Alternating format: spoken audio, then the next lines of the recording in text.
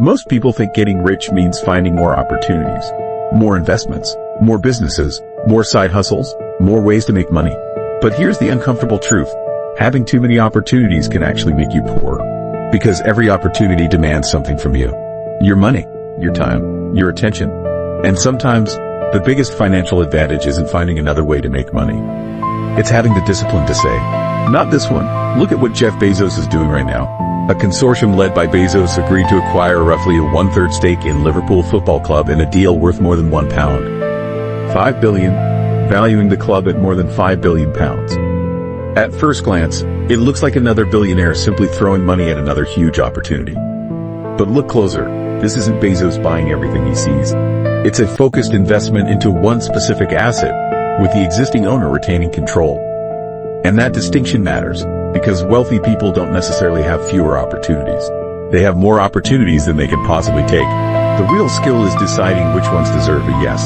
And Warren Buffett's Berkshire Hathaway is showing the same principle in the investment world. In the second quarter of 2026, Berkshire dramatically increased its Alphabet position by 83%, making Alphabet its third largest stock holding. But at the same time, Berkshire completely exited Constellation Brands and reduced several other positions.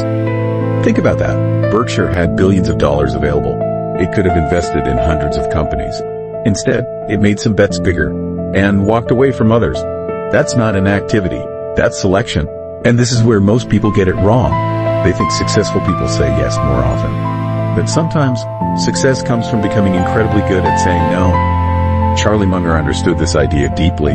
Berkshire's own shareholder letters repeatedly emphasize avoiding permanent loss and making a small number of good decisions rather than constantly chasing activity. Because here's what people don't calculate. Every time you say yes to one thing, you're automatically saying no to something else. Say yes to a business that consumes all your time. You're saying no to another opportunity you might have had time to pursue. Say yes to an investment you don't understand. You're saying no to keeping that capital available for something you actually understand. Say yes to every new idea. You're saying no to focus, and focus is expensive. You can't buy more of it. This is why the wealthy often appear unusually selective. They don't need to be involved in everything. They don't need to own every stock. They don't need every business idea. They don't need every deal. They don't need to chase every trend.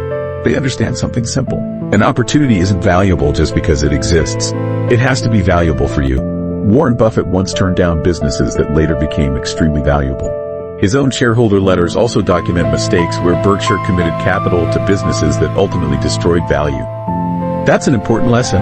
Saying no doesn't guarantee you'll make the right decision. Sometimes you'll miss something incredible, but chasing everything guarantees something else. You'll spread yourself too thin, and this applies far beyond investing. Maybe you've been thinking about starting 5 different businesses. Maybe you're trying 10 different side hustles. Maybe you're constantly switching investments because something new looks exciting. Maybe you're saying yes to every opportunity because you're afraid the next one won't come. But what if the opportunity you're looking for isn't another opportunity? What if it's focus? Because wealth doesn't necessarily go to the person who finds the most opportunities.